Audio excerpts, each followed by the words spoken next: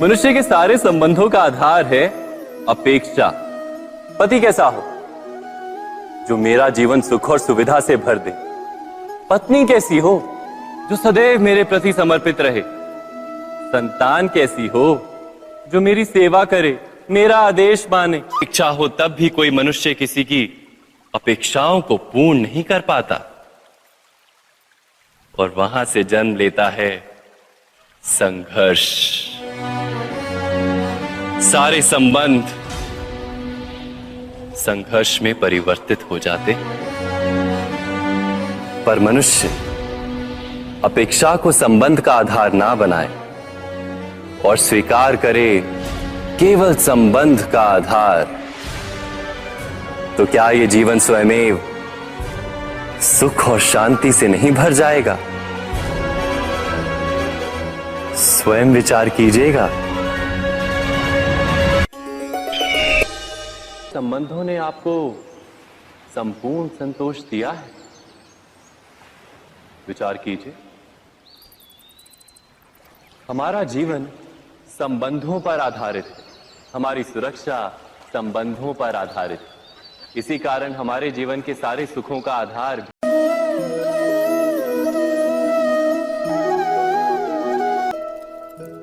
जब किसी व्यक्ति को किसी घटना में अन्याय का अनुभव होता है तो वो घटना उसके अंतर को झकझोर देती। समस्त जगत उसे अपना शत्रु प्रतीत होता है। किंतु ये न्याय क्या है? न्याय का अर्थ क्या है? अन्याय करने वाले को अपने कार्य पर पश्चाताप हो और अन्याय भुगतने वाले के मन में फिर से विश्वास जगे समाज के प्रति। इतना ही अर्थ है ना न्याय का।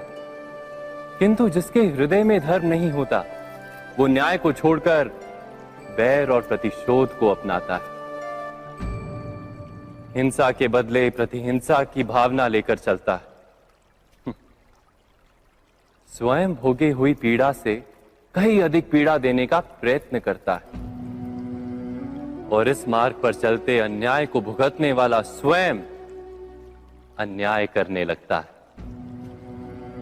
शीघ्र ही वो अपराधी बन जाता है। अर्थात न्याय और प्रतिशोध के बीच बहुत कम अंतर होता है और इसी अंतर का नाम है धर्म। क्या ये सत्य नहीं?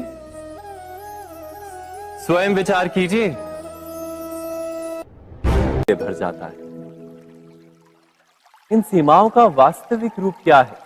क्या हमने कभी विचार क्या ऐसा नहीं होता?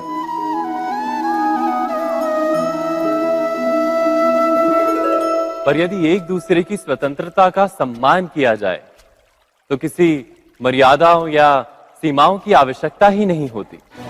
अर्थात जिस प्रकार स्वीकार किसी संबंध का देह है, क्या वैसे ही स्वतंत्रता किसी संबंध की आत्मा नहीं? स्वयं विचार कीजिए। हम भूल ही जाते हैं। कौन से प्रश्न? प्रथम प्रश्न, क्या समय के साथ प्रत्येक मार्ग बदल नहीं जाते? क्या समय सदा ही नई चुनौतियों को लेकर नहीं आता? तो फिर बीते हुए समय के अनुभव नई पीढ़ी को किस प्रकार लाभ दे सकते हैं? दूसरा प्रश्न, क्या प्रत्येक संतान अपने माता पिता की छवि होता है? हाँ, संतानों को संस्कार तो अवश्य माता पिता देते हैं, किंतु भीतर की क्षमता तो ईश्वर देते हैं। तो जिस मार्ग पर पिता को सफलता मिली है, विश्वास है कि उसी मार्ग पर उसकी संतानों को भी सफलता और सुख प्राप्त होगा।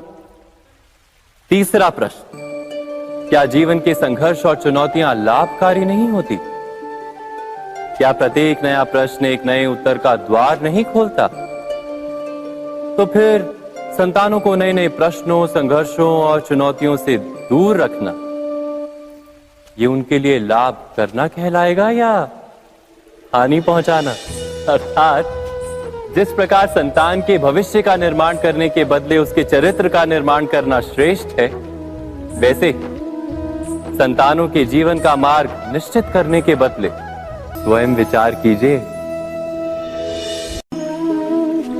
सबके जीवन में ऐसा प्रसंग अवश्य आता है कि सत्य कहने का निश्चय होता है हृदय में, किंतु मुख से सत्य निकल नहीं पाता। कोई भय मन को घेर लेता है। किसी घटना अथवा प्रसंग के बारे में बात करना या फिर स्वयं से कोई भूल हो जाए उसके बारे में कुछ बोलना, क्या ये सत्य है? नहीं, ये तो केवल तथ्य है। अर्थात जैसा हुआ था वैसा केवल बोल देना सामान्य सी बात है। किंतु कभी कभी उस तथ्य को बोलते हुए भी भय लगता है। कदाचित किसी दूसरे की भावनाओं का विचार आता है मन, दूसरे को दुख होगा, ये भय भी शब्दों को रोकता है। तो ये सत्य क्या है? क्या हमने कभी विचार किया है? जब भय रहते हुए भी कोई तथ्य बोलता है तो वो सत्य कहलाता है। वास्तव में सत्य कुछ और नहीं, केवल निर्भयता का दूसरा नाम है। और निर्भय होने का कोई समय नहीं होता, क्योंकि निर्भयता आत्मा का स्वभाव है। अर्थात क्या प्रत्येक क्षण सत्य बोलने का क्षण नहीं होता?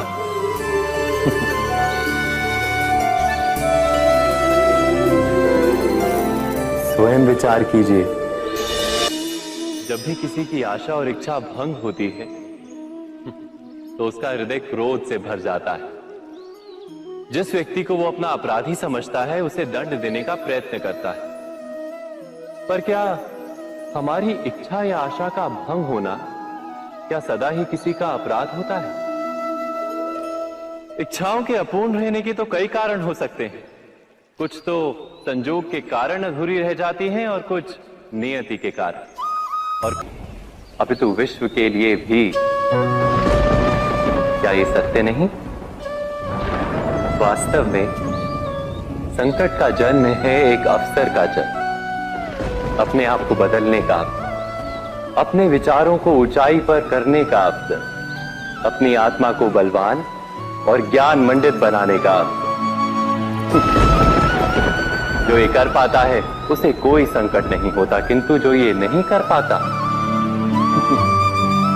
वो तो स्वयं एक संकट है विश्व के लिए। विचार कीजिए।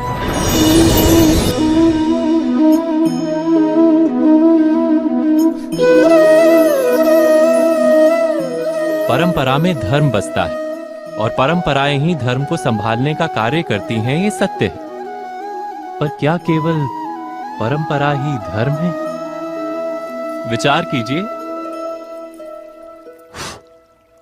सत्य तो यह है कि जिस प्रकार पाषाण में शिल्प होता है उसी प्रकार परंपरा में धर्म होता है।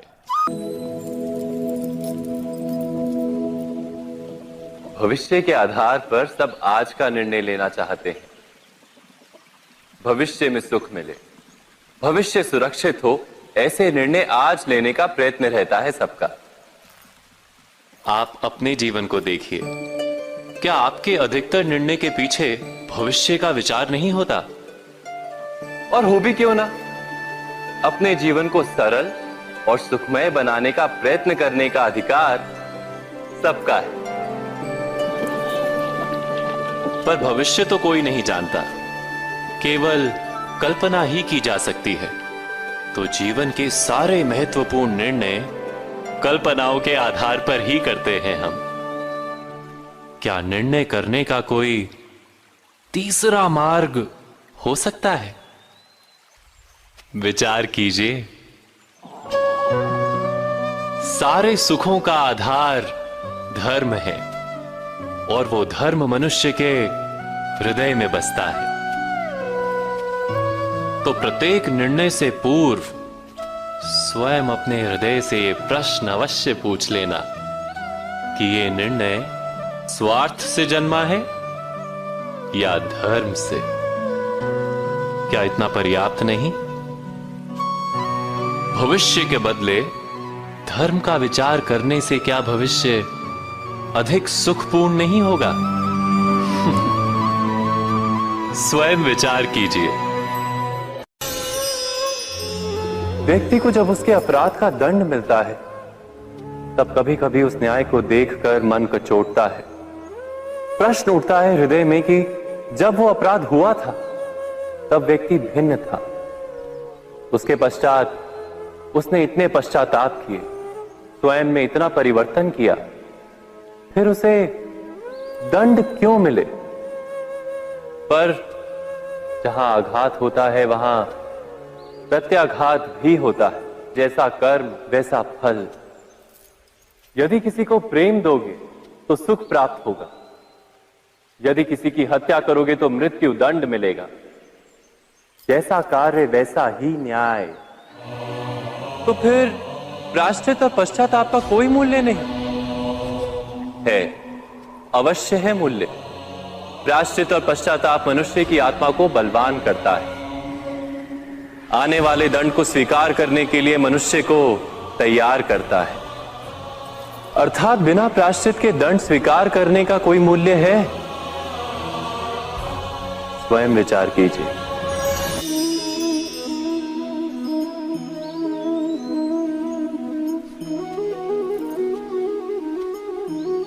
जब अपने किसी अच्छे कार्य के उत्तर में दुख प्राप्त होता है अथवा किसी को उसके दुष्ट कार्य में सुख मिलता है तो मन अवश्य ये विचार करता है कि अच्छा कार्य करने का, धर्म के मार्ग पर चलने का तात्पर्य क्या है। पर दुष्ट आत्मा को क्या प्राप्त होता है ये भी देखिए। दुष्टता करने वाला हृदय सदा चंचल रहता है, अकुलाता रहता है। मन में सदा नए नए संघर्ष उत्पन्न होते हैं। अविश्वास उसे जीवन भर दौड़ाता है। क्या ये सुख? जबकि धर्म पे चलने वाले, अच्छा कार्य करने वाले, सच्चरित्र व्यक्ति का हृदय शांत रहता है। परिस्थितियां उसके जीवन के सुख में बाधा नहीं बनती। समाज में सम्मान और मन में संतोष रहता है सदा। अर्थात अच्छा बर्ताव भविष्य में किसी सुख का मार्ग नहीं।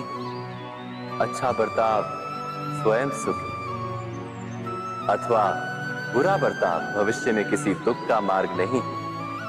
अधर्म उसी क्षण दुख उत्पन्न करता है। धर्म से सुख नहीं, धर्म स्वयं।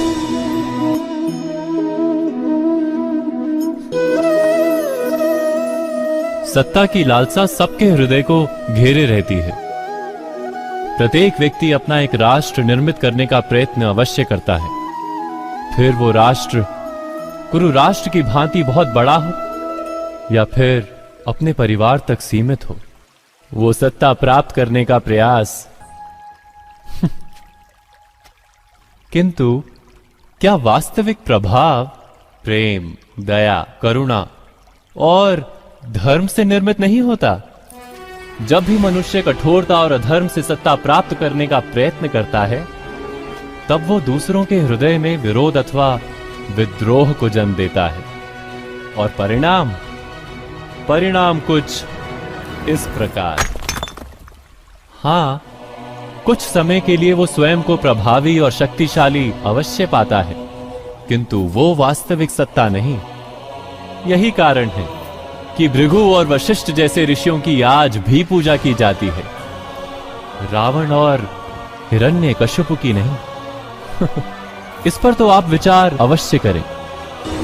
सत्य कहा ना?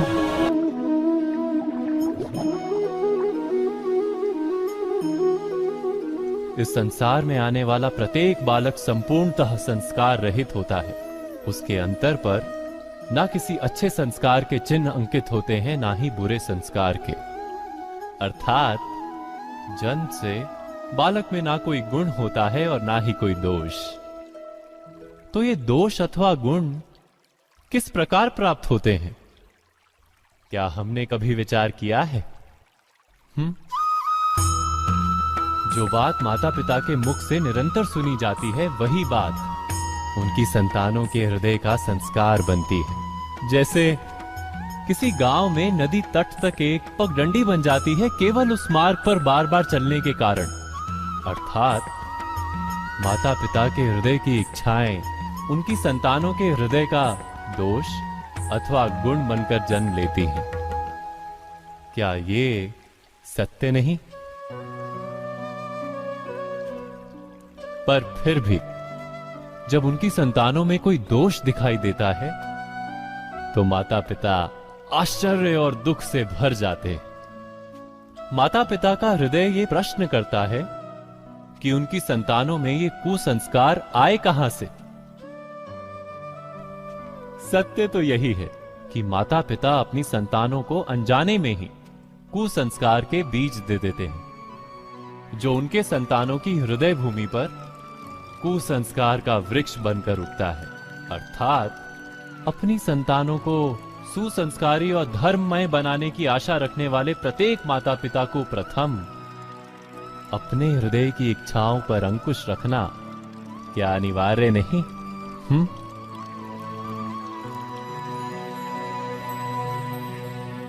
प्रत्येक माता पिता इस पर विचार अवश्य कीजिएगा।